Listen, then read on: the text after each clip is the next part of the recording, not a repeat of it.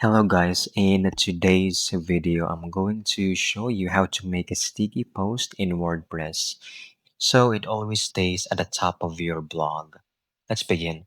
First, go to your official WordPress website, click on the login button, and sign in with Google to access your dashboard quickly.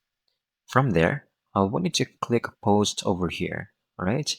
And choose the post you want to make sticky. So for example, we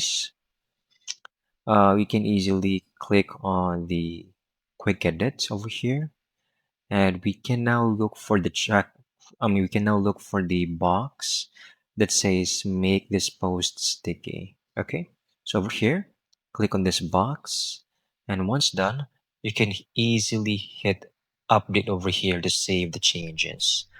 And that's it. Your post is now pinned at the top of your blog, making sure visitors see it first. All right. I hope you found this video very helpful.